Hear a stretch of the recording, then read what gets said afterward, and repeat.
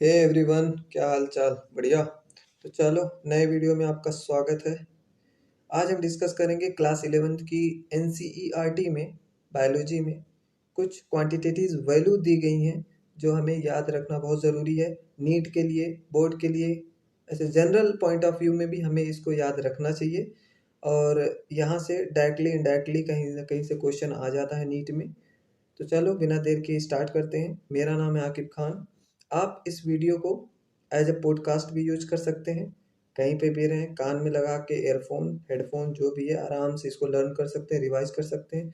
तो चलो स्टार्ट करते हैं। तो सबसे पहले इसमें दिया गया है weight of liver. Weight of liver कितना है? Weight of liver we all know that 1.2 to 1.5 kg है। वेट ऑफ किडनी कितना है? वह 120 से 170 ग्राम, 120 टू 170 ग्राम है। Number of lobes in a liver, liver में कितने लोब्स हैं? 2 लोब्स हैं। नंबर ऑफ सलाइवरी ग्लैंड कितनी है? सलाइवरी ग्लैंड हमारे बॉडी में 3 पेयर होती हैं, याद रखना, 3 नहीं 3 पेयर। कौन कौन सी होती है? पैरोटिड होती है, सब मैंडिबुलर होती है और सब लिंगुअल होती है। ठीक है, तो ये याद रखना। तो कितनी पेयर होती हैं? 3 पेयर होती हैं। Number of portion in stomach, stomach में कितने पोर्शन होते हैं? 3 होते हैं, कार्डियक, फंडिस एंड पाइलोरिक, ये 3 होते हैं। स्टमक कितने देर तक का खाना हमारे स्टमक में फूड कितने देर तक का रखता है? तो 4 से 5 घंटे तक फूड जो है स्टमक में रहता है। पीएच इन सलाइवा, सलाइवा की पीएच कितना है? 6.8 है। गैस्ट्रिक जूस की पीएच कितना है? 1.8 है। हमें पता है क्यों? क्योंकि HCl उसके अंदर होता है, हाईली एसिडिक, इसी वजह से पीएच रहती है। पीएच इन डिओडेनम, स्मॉल इंटेस्टाइन के डिओडेनम में कितना पीएच होता है? तो ये हल्का सा एल्कलाइन होता है, 7.8 होता है। यूरिन, यूरिन की पीएच कितनी होती है? 6 पीएच होती है। नॉर्मल हमारा जो ब्रीदिंग रेट है, ब्रीदिंग रेट हमारे बॉडी में कितना होता है? हमारा नॉर्मल ब्रीदिंग रेट एक हेल्थी पर्सन का 12 से 16 times per minute, 12 to 16 times per minute जो होता है ब्रीदिंग रेट होता है। टाइडल वॉल्यूम क्या होता है? टाइडल वॉल्यूम आप जब अभी breathing and exchange of gases पढ़ोगे तो आप या तो पढ़ चुके होगे तो आपको पता होगा कि नॉर्मल जो भी हम एक्सपायरेशन या इंस्पायर करते हैं, जो भी हम सांस हवा अंदर या बाहर लेते हैं नॉर्मल जो है ब्रीदिंग में, तो उसका जो वॉल्यूम होता है वो टाइडल वॉल्यूम होता है। इसकी जो वैल्यू होती है वो 500, वॉल्यूम उसका 500 ml होता है, 500 ml। IRV क्या होता है? जो भी हम फोर्सफुल इंस्पायरेशन से जो भी हवा अंदर लेते हैं, जो वॉल्यूम ऑफ एयर अंदर लेते हैं, उसे IRV बोलते हैं। ये होता है 2500 से 3000 ml। और ERV क्या होता है? ERV होता है जो भी हम फोर्सफुल एक्सपायरेशन, जितना भी मतलब जो भी फोर्सफुल एक्सपायरेशन करके जितनी हवा हम बाहर निकालते हैं नॉर्मल के अलावा, उसे बोलते हैं ERV। ये होता है आपका 1000 से 1100 ml। उसके बाद रेसिडुअल वॉल्यूम है। रेसिडुअल वॉल्यूम क्या होता है? जो फोर्सफुल एक्सपायरेशन करने के बाद भी जो आपकी हवा अंदर बची रह जाती है, वो होता है रेसिडुअल वॉल्यूम। इसका जो वॉल्यूम होता है कितना होता है? 1100 से 1200 ml होता है। तो अभी इसकी ये जो है, क्योंकि बहुत इंपॉर्टेंट है ये चारों चीज़ें, तो इसको मैं डिटेल में भी नीचे नेक्स्ट उसमें पढ़ा दूंगा। फिलहाल इतना आप याद रखो। उसके बाद आता है नेक्स्ट, कितने परसेंट वाटर होता है प्लाज्मा के अंदर? हमारे जो ब्लड के अंदर जो प्लाज्मा होती है उसके अंदर कितने परसेंट वाटर होता है? तो ये 90% 92% वाटर होता है। वाटर मेलन के अंदर कितना परसेंट वाटर होता है? 92% होता है। हर्बेसियस प्लांट, जो फ्रेश हर्बेसियस प्लांट होते हैं, उसमें 85 टू 90% वाटर होता है। ह्यूमन सेल के अंदर 70 टू 90% वाटर होता है। और जो हमारी जो अलवेलाई होती है, जो उसकी थिकनेस जो होती है डिफ्यूजन मेम्ब्रेन की, वो कितना होती है? 1 मिलीमीटर से कम होती है, लेस देन 1 मिलीमीटर होती है। उसके बाद नेक्स्ट हम आते हैं, तो सब ये इम्पॉर्टेंट है, ये आप ब्रीथिंग वाले में पढ़ोगे कि 100 ml ऑक्सीजनेटेड ब्लड कितना अमाउंट ऑक्सीजन का टिश्यू तक डिलीवर करता है? तो ये 5 ml होता है। दूसरा क्वेश्चन है, कितना डीऑक्सीनेटेड, मतलब कितना CO2 100 ml deoxygenated blood deliver करता है एल्वेलाई को? तो ये करता है 4 ml। ठीक है, तो इतना 11th में जो मेन सारी चीज़ें इतना है, ये मैंने टेबुलर फॉर्म में अरेंज कर दिया। तो इसको मैं टेलीग्राम पे भेज दूंगा। इसको आप जो है अच्छे से देख लेना, लर्न कर लेना और इसको बार बार इस वीडियो को देखना ताकि आपको याद हो जाए। अब यहाँ पे जो मैं बता रहा था कि वो जो वॉल्यूम वगैरह थे उसका मैं एक इसको मैं जो है सोच रहा था कि मैं एक जब पूरा चैप्टर रिवीजन कराऊंगा तब बता दूंगा, बट यहाँ पे मेरे को इम्पोर्टेंट लगा तो मैंने सोचा यहाँ पे डाल दूँ। तो एक बार इसको ओवरव्यू करके देख लेते हैं। इसको याद रखना बहुत ज़रूरी है, यहाँ से क्वेश्चन आता ही आता है। आप लगाओ, आप प्रीवियस ईयर क्वेश्चन लगाओ, आपको देख लो, आपको मिलेगा ही मिलेगा। तो इसको देख लेते हैं एक बार क्या होता है। टाइडल वॉल्यूम मैंने आपको बता दिया था कि the volume of air inspire और expire during a normal respiration. Normal respiration में जो भी वॉल्यूम ऑफ एयर एक्सपायर करते हैं, इंस्पायर करते हैं, तो कितना होता है 500 ml होता है नॉर्मल अप्रॉक्स।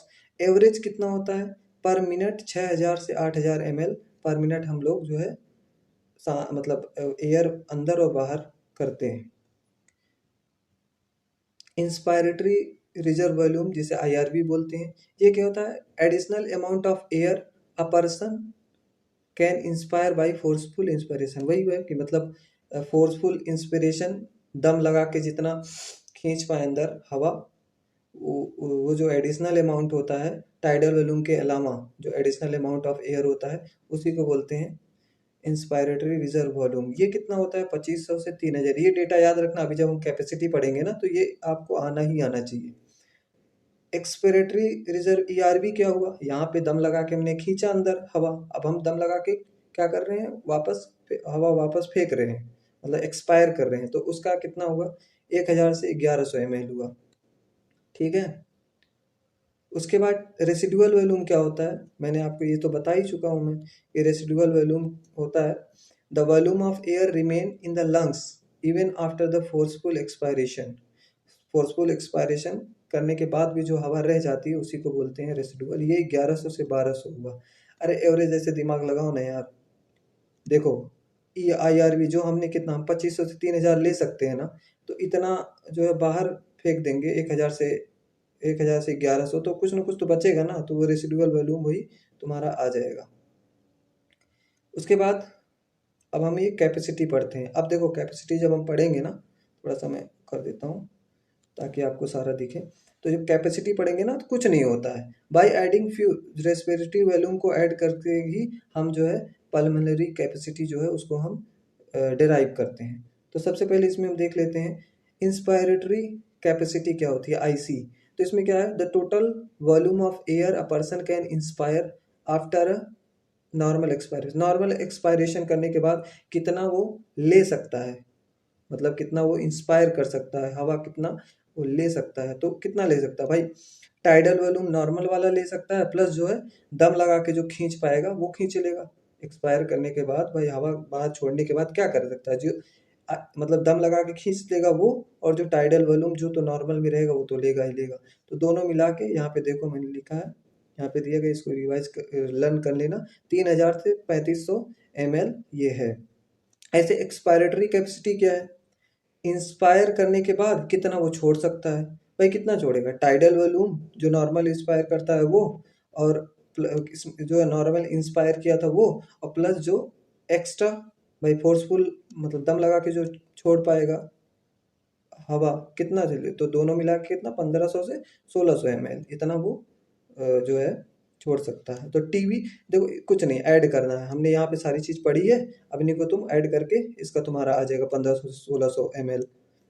उसके बाद फंक्शनल रेसिडुअल कैपेसिटी क्या होती है, the volume of air will remain in the lungs. Lungs में जो नॉर्मल एक्सपायरेशन करने के बाद जो वॉल्यूम ऑफ एयर तुम्हारे लंग्स में रह जाती है, तो नॉर्मल जो तुम हवा छोड़ दोगे, तो जो तुमने फोर्सफुल वाला है ना, जो फोर्सफुल छोड़ने वाली हवा है वो तुम्हारे अंदर रह जाएगी, और जो रेसिडुअल रहेगी मतलब जो तुमने जो है जो तुम फोर्सफुल मतलब दम लगा के अंदर से जो तुम हवा छोड़ सकते हो वो बची रह जाएगी, क्योंकि तुमने नॉर्मल एक्सपायरेशन किया है। और प्लस तुम्हारे जो रेसिडुअल वॉल्यूम है जो तो हमेशा ही पड़ा रहेगा, वो तो कभी आप कितना भी फोर्सफुल एक्सपायरेशन करो आपका रेसिडुअल वॉल्यूम कभी नहीं खत्म होगा। तो वो कितना होता है 2100 से 2300। उसके बाद वाइटल कैपेसिटी क्या होती है, the maximum volume of air a person can breathe in after force expiration. Forceful expiration करने के बाद जितना वॉल्यूम ऑफ एयर एक पर्सन ब्रीथ कर सकता है उसी को बोलते हैं वाइटल कैपेसिटी, तो कितना ब्रीथ कर सकता है। सबसे पहले जो एक्सपायर किया है, जो फोर्सफुल एक्सपायर किया वो अमाउंट, और प्लस टाइडल वॉल्यूम, और प्लस जितना फोर्सफुल वो इंस्पायर कर सकता है, तो वो मतलब तीनों को प्लस कर देंगे, वो आ जाएगा आपकी वाइटल कैपेसिटी। तो कितना होगा, तो आप जब ERV और TB और इसको यहाँ पे ऊपर दिया गया वैल्यू ना, यहाँ पे ऊपर ये सब वैल्यू दी गई है ना, टाइडल वैल्यू, वो सारी चीज़, इसको जब ऐड करोगे ये 4000 से 4600 आ जाएगा तुम्हारा।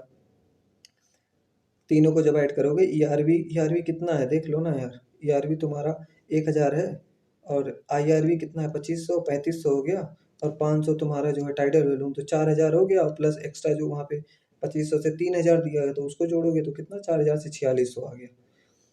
कितना ml। टोटल लंग्स कैपेसिटी कितना है, क्या होता है, the total lungs capacity, the total volume of air accommodate in the lungs end of forceful inspiration. Forceful inspiration हमने दम लगा के पूरा खींचा, दम लगा हमने सांस लिया, तो उसके बाद जो है जो अमाउंट ऑफ एयर तुम्हारे अंदर है, तुम्हारे लंग्स में है, वो उसी को बोलते हैं हम टोटल लंग कैपेसिटी। तो वो कितना है, रेसिडुअल वॉल्यूम रहेगा।